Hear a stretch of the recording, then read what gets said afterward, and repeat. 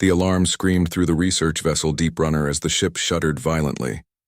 Commander Zelnath gripped her command station with 3 of her 4 arms, her crystalline skin crackling with fear energy as the bridge lights flickered. Overhead.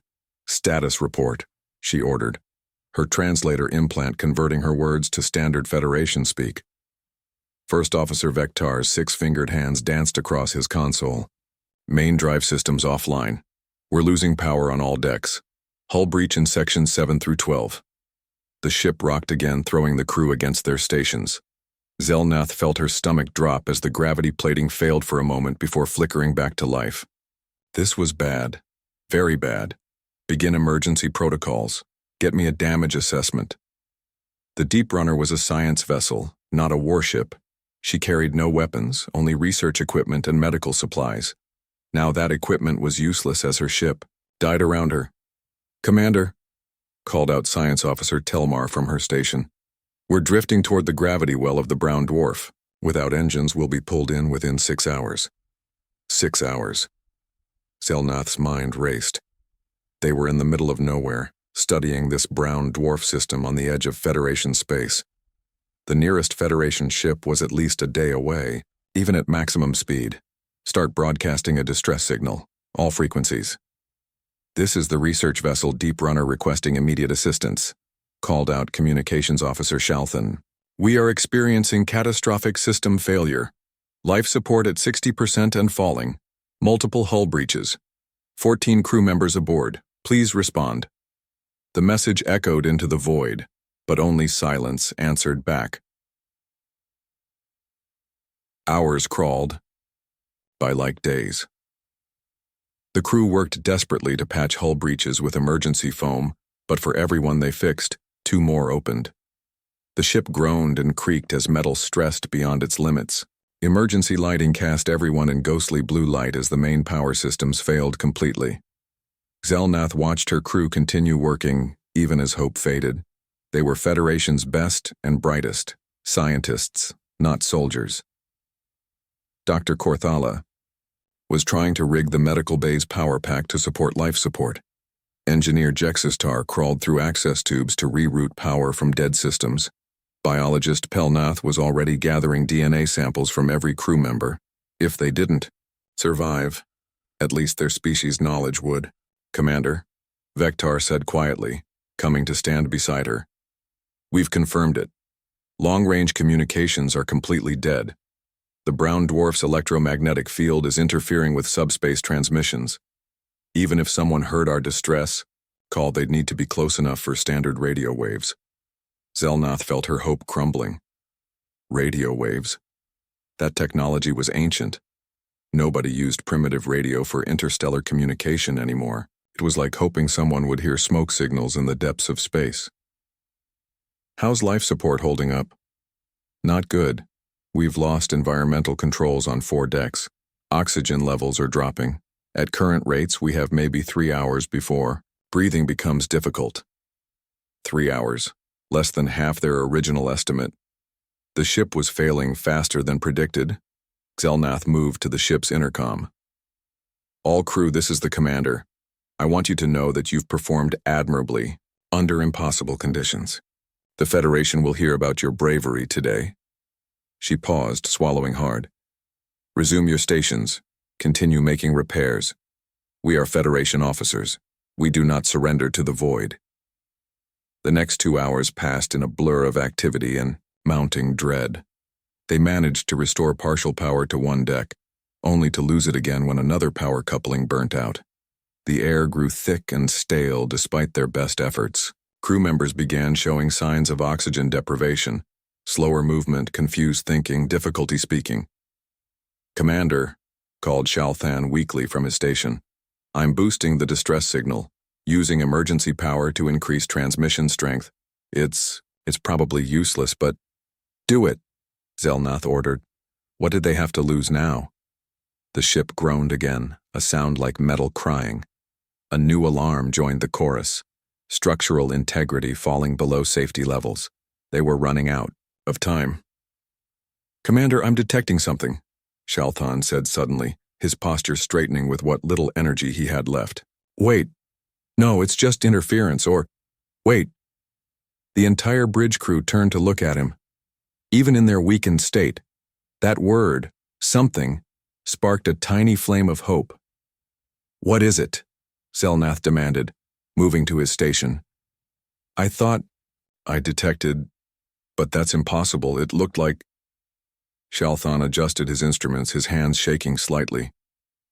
For a moment, I thought our distress call got a response. But it was from too far away. It could only be radio interference. The bridge fell silent except for the constant alarms and the groaning of their dying ship. A response? Could someone be out there after all? But no, that was impossible.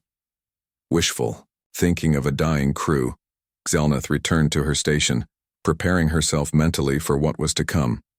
She was responsible for these lives. The least she could do was make sure they faced their end with dignity. Continue all repairs, she ordered. And Shalthon, keep listening, just in case. As the commander turned away, she didn't see Shalthon lean closer to his instruments, adjusting frequencies one more time, and she didn't hear his sharp intake of breath as he detected something that shouldn't be possible. A signal, faint but real, coming from the direction of unknown space. Something was out there. Something had heard them.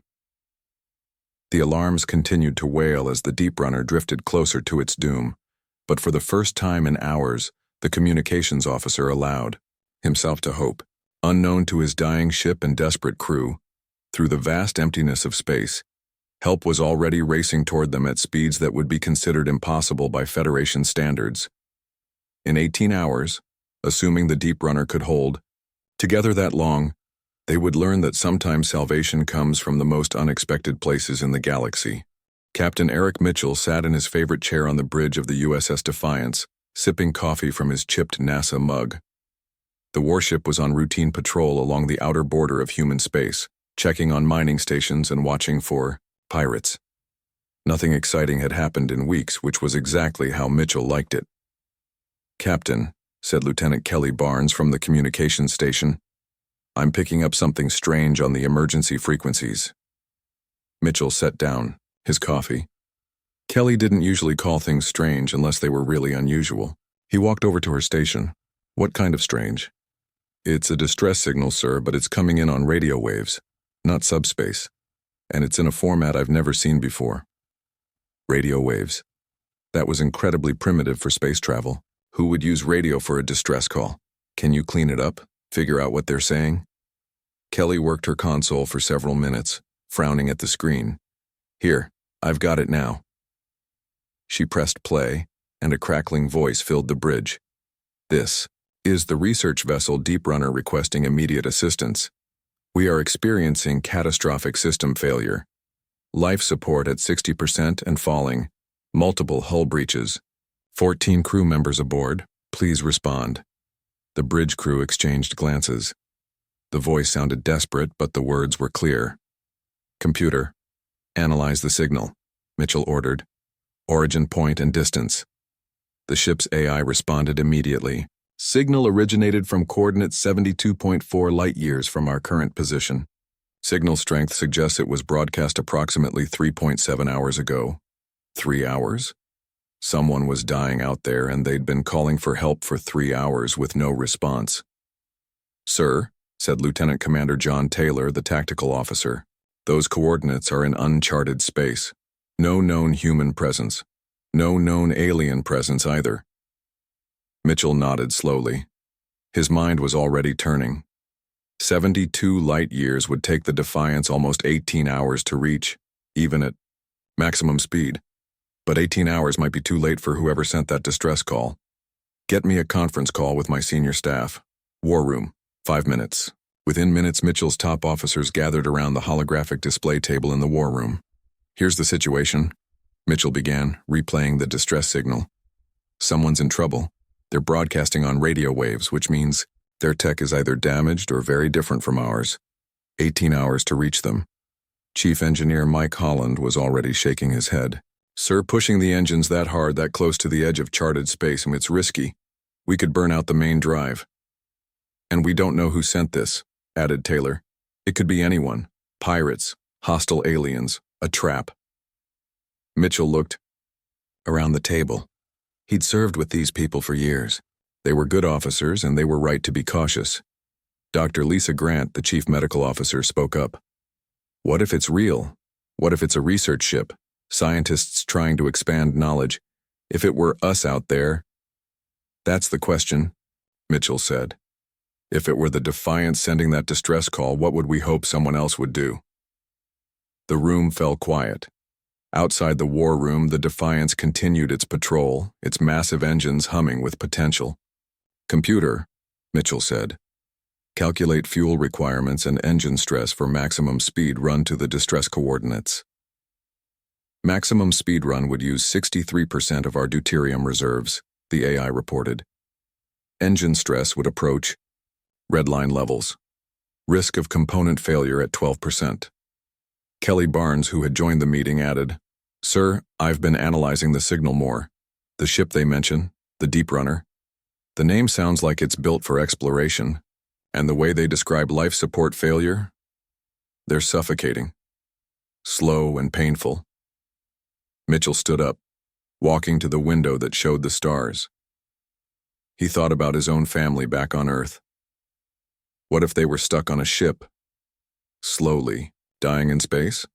Would he want passing ships to be cautious, to calculate risks and probabilities? Here's what we know, he said, turning back to his team. Someone's sending a distress call. Their life support is failing. They have 14 people aboard. We're the only ship in range to help. He paused, making eye contact with each officer. Here's what I know about this crew. You're the best damn team in the fleet. We've been through worse odds and come out stronger. And I know we share one important value. Chief Engineer Holland straightened in his chair. We don't leave people to die alone in space. Mitchell smiled. Exactly. Mike, prep the engines for maximum output. Kelly, keep monitoring that signal. See if you can find any more information. Lisa, prepare medical for unknown life forms. We don't know what we're rescuing, so be ready for anything. John, he continued, addressing his tactical officer. I want all weapon systems on standby, but shields only. If this is legitimate, the last thing they need is a warship with guns blazing. The officers began to disperse, but Mitchell stopped them. One more thing. What we're about to do might start something. If this is first contact with a new species, we're setting a precedent. We're showing them what humanity stands for. He picked up his coffee mug, noting how the NASA logo was faded from years of use. When we get back to Earth, I want us to be proud of what we did here today. Sometimes doing the right thing isn't about rules or calculated risks. Sometimes it's about being better than we have to be. Back on the bridge, orders flowed smoothly. The Defiance began turning toward the coordinates, its engines building up to full power. Science Officer Rachel Kim worked with Kelly to extract every bit of data from the distress signal, trying to understand the technology and situation better. Captain, Rachel said, looking up from her screen. Based on the signal degradation and background noise, I think their ship is near a brown dwarf. The electromagnetic interference would explain why they're using radio. It also explains why nobody else responded, Mitchell realized. If they're using subspace communication, the interference would block it completely. The engine sound changed as Chief Engineer Holland pushed them to maximum speed. The lights dimmed slightly as power was rerouted to propulsion. Captain, said Marine Squad Leader Tony Rodriguez, entering the bridge. My team is ready for any rescue operation. We've got universal EVA suits and cutting equipment. Just say the word. Mitchell nodded his thanks. His crew was ready. The ship was ready. But as the Defiance accelerated toward the unknown, one question remained in his mind. Would they arrive in time? The next 18 hours would determine not just the fate of the Deep Runner's crew, but possibly the first impression humanity would make on the larger galactic community. As the stars streaked past the viewports, Captain Eric Mitchell settled into his chair and began what would be the longest wait of his career. The USS Defiance raced through space at speeds that pushed every system to its limit. In the engine room, Chief Engineer Mike Holland watched his instruments with growing concern. The main drive readings were already in the yellow zone, Approaching. Dangerous levels. Status report. Holland said into his comms unit, speaking to his engineering team scattered throughout the ship. Power coupling on Deck 3 is at 97% capacity, came the first report. Plasma injectors are hot but holding steady, called another voice. Holland made notes on his tablet. They were burning through deuterium fuel faster than expected. At this rate, they'd exhaust their emergency reserves before reaching the distress coordinates. On the bridge, Captain Mitchell studied the navigation display. Beside him, Kelly Barnes continued monitoring the distress signal. "Captain, the signal's getting weaker," she reported. "I'm having trouble maintaining a lock." Mitchell's jaw tightened. Were they too late already? "Keep boosting the receivers. Use whatever power you need." In the medical bay, Dr. Lisa Grant worked with her team to prepare for their unknown patients. They set up quarantine zones and sterilized equipment that might work on different biological systems. "We need to be ready for anything," she told her nurses. "Silicon-based life, nitrogen breathers, multiple hearts, different blood chemistry." Her assistant, Nurse Carol Peterson, arranged surgical tools that could handle various body types. "Should we set up emergency oxygen stations too?" "Good thinking. We don't know if they breathe our air." Meanwhile, Marine Squad leader Tony Rodriguez ran his team through emergency protocols in the cargo bay. His squad practiced cutting through bulkheads, performing zero-gravity rescues, and handling hostile situations. "Remember," Rodriguez called out as his Marines practiced formation, "we're here to save lives, not start a war. But if someone shoots at our rescue team, we respond with appropriate force." Private Danny Wilson raised his hand. "Sarge, what if they don't speak our language?" "Kelly's working on a translation program based on their distress signal, but will likely use hand gestures and universal symbols. Everyone understands pointing to an airlock." Back on the bridge, Science Officer Rachel Kim worked with Kelly Barnes to decode more from the distress transmission. "Captain," Rachel said, looking up from her console, "I've been analyzing the background of the signal. There's definitely a brown dwarf causing interference, and from the spectral readings, they're being pulled toward it." "How long until impact?" Mitchell asked. Rachel's fingers flew across her keyboard. "Based on their rate of drift and the gravity well, approximately 6 hours from when they sent the signal. That's 2 hours. From now." 2 hours. Mitchell felt his stomach drop. They were 16 hours away. "Can we go faster?" he asked, turning to the intercom. "Holland, I need more speed." "Captain," Holland's voice came back strained. "We're already at 100, and 12% of rated speed. If I push her harder, we risk catastrophic engine failure." "What about short jumping?" Mitchell asked. "Through a stellar phenomenon to cut time?" The bridge fell silent. Everyone knew how dangerous that was. "There's an unstable corona around. A white dwarf about 4 hours away at our current heading," Rachel said slowly. "If we jump through it, we could save 8 hours. Holland's voice came through the comm again. "Sir, jumping through an unstable corona could fry every circuit on this ship, or it could tear us apart." "What are our chances?" Mitchell asked. "Directly. Honestly, maybe 60-40 in our favor, but if it fails..." Mitchell walked to the front of the bridge, staring at the stars streaking past the viewport. 2 hours left for the Deep Runner, 16 hours for the Defiance to arrive, unless they took the jump. "Get me odds on that ship surviving without our help in the next 16 hours. Rachel worked her calculations. Based on the deterioration rate of their distress signal and previous data about life support failures, 0%, sir. They'll be gone in 2 hours without intervention. And if we make the jump? 60% chance they survive. 40% chance both ships are lost." Mitchell turned to face his crew. Kelly at Communications, Rachel at Science, John Taylor at Tactical. Each of them looked back at him with trust in their eyes. "All hands, this is the captain," he said into the ship-wide comm. "We've detected that our target has less than 2 hours to live. To reach them in time, we need to attempt a dangerous jump maneuver. I won't order anyone to risk their life like this. Anyone who wants to can take an escape pod now. No questions asked, no black marks on your record." He waited. 10 seconds, 20. Not a single person moved. "Holland, start calculating jump coordinates. Taylor, shields to maximum. Everyone else, secure for emergency jump." The next hour was a blur of preparation. Every loose item was secured. Safety restraints were tested. Emergency systems were activated. The ship's AI ran simulations of the jump, trying to find the safest path through the unstable corona. Jump coordinates locked in, Holland reported. Course plotted through the corona's edge. It's the best chance we've got. All hands prepare for jump in 3 minutes, Mitchell announced. This is going to be rough.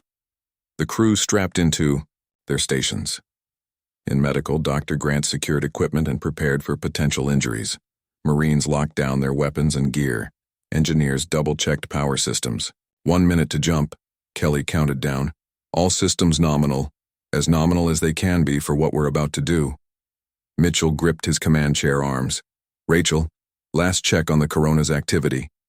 Solar flares increasing, sir. It's now or never. 30 seconds, Kelly announced. The ship seemed to hold its breath. Somewhere far ahead, 14 aliens were slowly suffocating, unaware that help was racing toward them through impossible odds. 10 seconds. The engines built, to a higher pitch than any crew member had heard before. 5, 4, 3, 2, 1. Jump. Reality twisted. The stars elongated into lines, then exploded into colors no human eye was meant to see. The ship shuddered violently as it pierced the fabric of normal space and dove into the churning energies of the white dwarf's corona. Alarms blared. The lights flickered between normal operations and emergency backup. Through the viewports, crew members caught glimpses of plasma streams that dwarfed their ship, magnetic fields that made their instruments go crazy, and energy discharges that filled space with blinding light. Shields at 70% and dropping, Taylor called out. Hull temperature rising fast, a voice from engineering reported. The ship groaned and creaked as forces beyond its design limits pulled at every structural component. In the engine room, Holland fought to keep the power system stable as plasma conduits overheated and threatened to rupture. Almost through, Rachel shouted over the noise. 5 seconds, 3, 2. With a final tremendous shake, the USS Defiance burst out of the corona on the far side. The alarms continued for a moment before being silenced by their operators.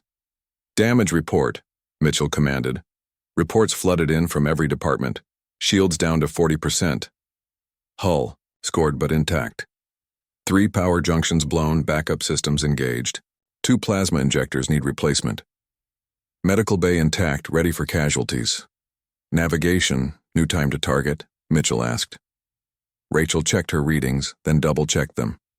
8 hours, sir. We did it. We're now 8 hours away. 8 hours. Combined with the time they'd already traveled, 10 total.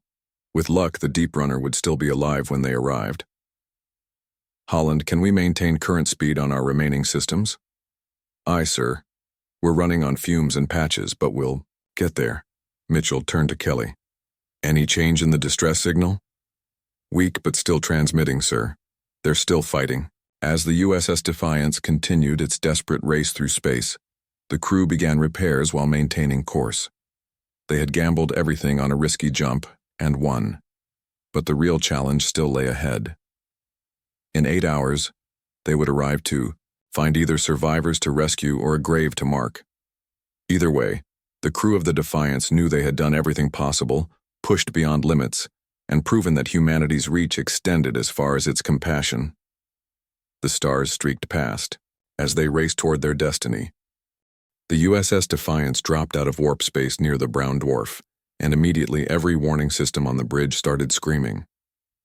The distress coordinates showed directly ahead, a ship that looked like no human had ever seen before. The Deep Runner was dying. Parts of its hull were missing completely, exposing twisted metal to vacuum. Plasma was venting from multiple points, creating an eerie cloud of glowing gas around the ship. The vessel tumbled end over end, clearly out of control. Captain, Kelly Barnes said, her voice tight. The distress signal just stopped. Mitchell's heart sank. Were they too late? Get us closer. Full scans. Are there any life signs on that ship? Science. Officer Rachel Kim worked her console frantically. The hull damage is extensive. I'm reading very faint power signatures, but... Wait. Something's there. Deep inside the ship. Possibly life signs, but they're weak. Contact them, Mitchell ordered. All frequencies. Kelly tried every communication channel. Static. Interference from the brown dwarf made everything difficult. Then finally, a crackling voice came through. This is the Deep Runner. Who are you? This is Captain Eric Mitchell of the USS Defiance. We received your distress call. We're here to help. Silence, then. Help? We didn't think anyone would come. The voice sounded like it was fighting for breath. Dr. Lisa Grant entered the bridge in her medical gear. Captain, from the sound of that voice, they're in critical condition. Oxygen deprivation, probably.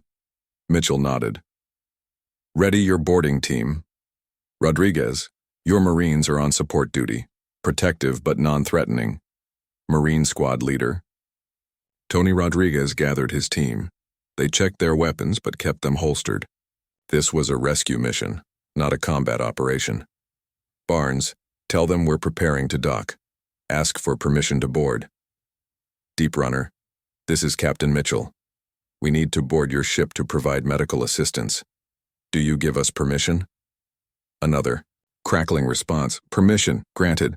Docking bay, damaged, no autopilot. We can handle it, Mitchell assured them. Chief Engineer Holland, prepare for manual docking. This won't be standard procedure. The Defiance carefully approached the alien ship. Up close, the damage was even worse than they'd imagined. The docking bay was a twisted mess of metal. Holland had to use the ship's tractor beam to clear debris before they could even attempt to connect. Docking in progress, Holland reported. This is going to be rough. Everyone hold on. The two ships came together with a grinding screech of metal on metal. Warning lights flashed as the docking clamp struggled to find purchase. Finally, with a solid clunk, they connected. Docking complete, but barely, Holland said. That connection won't hold for long if there's any stress. We work with what we have, Mitchell said. Team, move out. Full environmental suits until we know their atmosphere is safe. Dr. Grant led the boarding team with Rodriguez's Marines as escorts. They entered through the airlock not knowing what to expect. The Marine Squad leader went first, scanning for any threats. The corridor beyond the airlock was dark except for emergency lighting. The air was thin. Their suit readouts showed it was barely breathable for humans. For the aliens who relied on it, it was critically low. Fan out, Rodriguez ordered quietly. Find survivors. Report positions. They moved through the ship in pairs. The damage was incredible. Bulkheads were twisted. Systems sparked with failing power. The ship groaned around them as it continued to fall toward the brown dwarf. Dr. Grant found the first survivor in what looked like the medical bay. A creature unlike anything she'd ever seen. Tall, crystalline, with 4 arms. It was unconscious, barely breathing. Medical emergency, I need a stretcher here, she called out. 2 Marines helped move the alien to the stretcher. The being was heavy, but they managed. Grant to Defiance. We have survivors. They're not in good shape. Get medical bay ready for multiple casualties. They found more survivors scattered through the ship. Some were conscious, trying weakly to make repairs. Others had passed out at their stations. In total, they counted 11 beings. Where were the other 3? On the Deep Runner's bridge, they found the answer. Commander Zelnath was still at her station, 3 of her crew members beside her. All 4 were barely conscious. You came, Zelnath whispered as Dr. Grant knelt beside her. You really came. We're here now, Grant said gently. Let us help you. Rodriguez coordinated the evacuation. His Marines moved aliens to the airlock in teams. Some could walk with assistance. Others needed to be carried. Each transfer had to be careful. One wrong move could stress the damaged docking connection. Captain, Rodriguez reported back to Mitchell. We've got all 14 survivors. Moving them to our medical bay now. Permission to return to the Defiance? Granted. And good work, Rodriguez. Back aboard their own ship, medical bay was a controlled chaos. Dr. Grant and her team worked to adapt human medical equipment for alien biology. Some things were similar. The aliens needed oxygen, had blood-like fluids, responded to standard treatments. Other things were completely different. There, blood is copper-based, not iron, Grant reported to Mitchell as she worked. They process toxins differently. And their cellular structure, it's incredible. The most critical patients were placed in modified ICU units. Grant had to improvise treatments, using a combination of medical science and educated guessing. Amazingly, it seemed to work. Slowly, the aliens began to stabilize. Commander Zelnath was the first to regain full consciousness. She insisted on speaking to Captain Mitchell. "You risked your ship," she said, her translator working better with improved oxygen levels. "For strangers? Why?" Mitchell sat beside her recovery bed. "Because it was the right thing to do." "But you didn't know us, we could have been enemies." "We don't abandon people in need," Mitchell explained. "It's not about who you are. It's about who we choose to be." Zelnath's crystalline skin shimmered with something that might have been amazement. "Your species. You are different from others." "Others? You've met other spacefaring races?"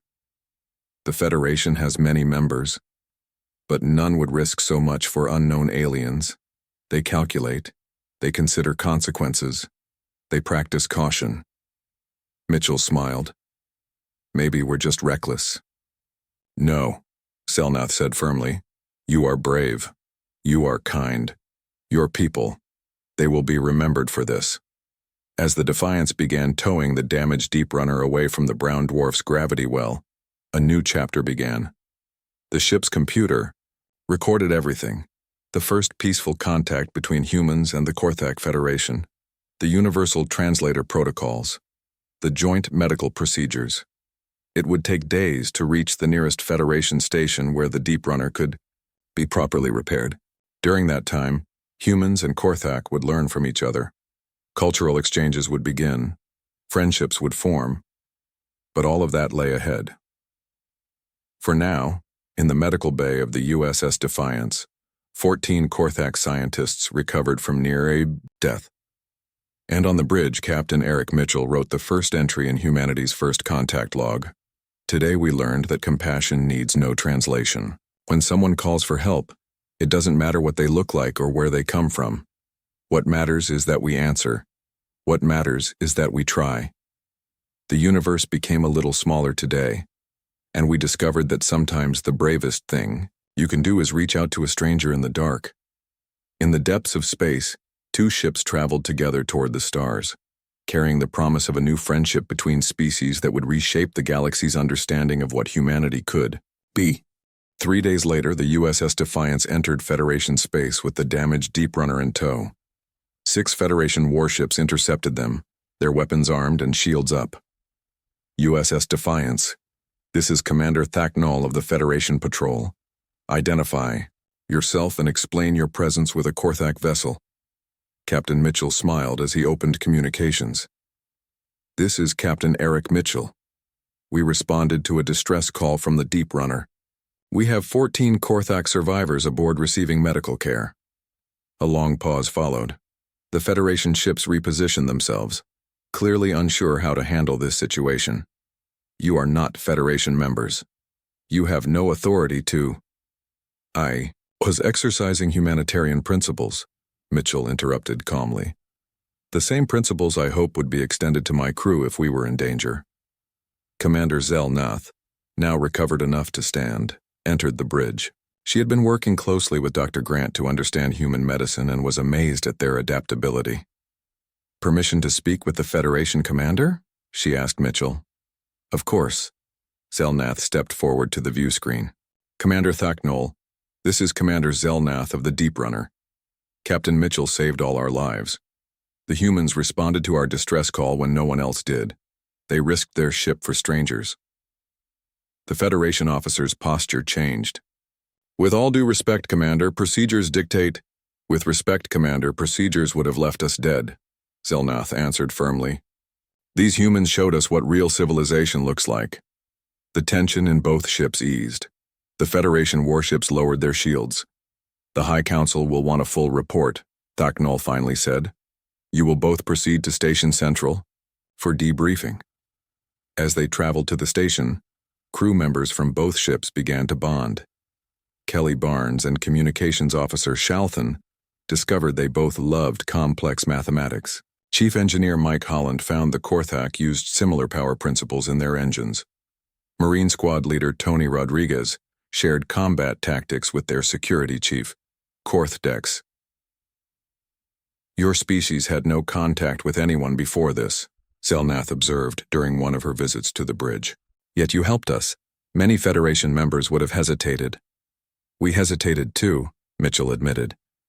We calculated risks, but in the end we decided that saving lives mattered more than protocols. The science officer, Rachel Kim, was having daily discussions with the Korthak scientists about the brown dwarf they'd been studying. We could share our findings, the Korthak physicist offered. Your sensors detected things our equipment missed. At Station Central, representatives from 12 Federation races waited. The meeting hall was vast, filled with beings of every imaginable shape and size. Captain Mitchell and Commander Zelnath stood before them as joint observers.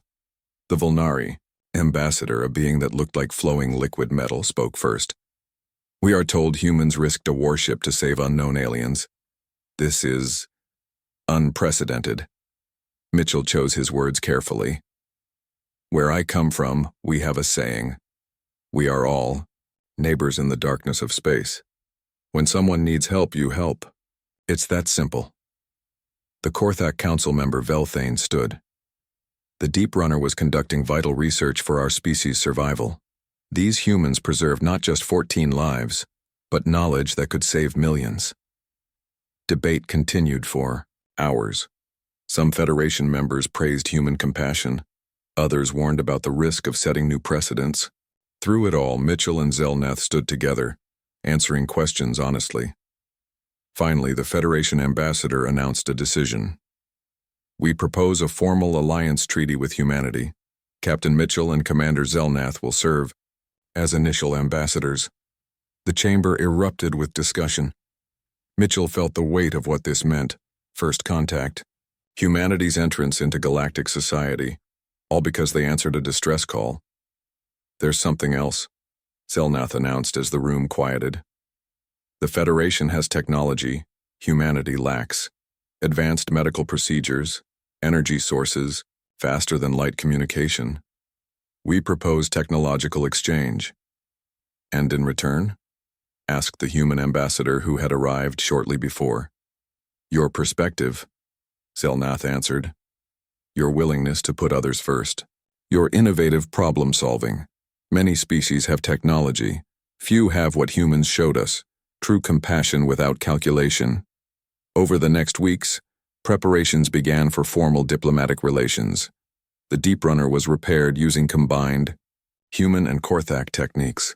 The process revealed that human adaptability complemented Korthak precision perfectly. Dr. Grant published joint papers on interspecies medical care with Korthak doctors. Chief Engineer Holland developed new engine modifications combining both technologies. Even the Marine Squad and Korthak security teams created joint training protocols. History will remember this day, Zelnath told Mitchell during their final meeting before the treaty signing. The day two species found each other not through war or conquest, but through compassion. The signing ceremony was broadcast across both human and Federation space. Mitchell and Zelnath signed the documents side by side, officially establishing the Human Federation Alliance. As they stood at the ceremony afterward, Zelnath asked Mitchell, "What happens now to the Defiance? Will you return to patrolling your border?" Mitchell smiled. "We've been reassigned. The Defiance will be the first joint cruise ship, humans and Korthak working together. We'll patrol both borders now." "And you are comfortable with aliens as your crew?" "They're not aliens anymore," Mitchell said simply. "They're our partners, our friends." 6 months later, the USS Defiance operated with a mixed crew. Former enemies learned to trust. The ship became a symbol of cooperation. Other Federation races began sending observers, curious about this unique partnership. The rescue had ripple effects no one expected. Hearing about human compassion, The Delathi Empire offered peace talks after generations of border conflicts. The Zentari coalition proposed joint exploration missions. Even the mysterious and standoffish Crix Unity requested cultural exchange programs. In the Defiance's medical bay, now redesigned to accommodate multiple species, Dr. Grant trained the Federation's first class of interspecies medics. Every being is different, she taught them, but the principles of healing are universal. On the bridge, Kelly Barnes supervised the installation of the Federation's quantum communication array alongside the human navigation systems. The two technologies combined made the Defiance the most advanced ship in known space. "Captain," Kelly said one day as she calibrated the new systems, "we're receiving a distress call. It's coming from an unknown species on the far side of Federation space." Mitchell exchanged a glance with Zelnath, who now served as his executive officer. "Set a course," he ordered. "Maximum speed." Zelnath nodded approvingly. "You do not hesitate to help." "Never have. Never will." The USS Defiance turned toward the new distress signal, its mixed crew ready for another rescue mission. But this time, they weren't just representing humanity. They carried the example they'd set, that in the vast darkness of space, no one needed to face danger alone. The distress call grew stronger as they approached. Once again, a ship in trouble waited for salvation. Once again, Captain Eric Mitchell proved that sometimes the most profound changes in the universe begin with a simple choice: to answer when someone calls for help. And somewhere in the stars, other species watched and learned. They saw that true. Strength isn't measured in weapons or technology, but in the willingness to reach out across the void to save a stranger. The galaxy was beginning to understand what humanity had always known. In space, as on Earth, compassion knows no boundaries.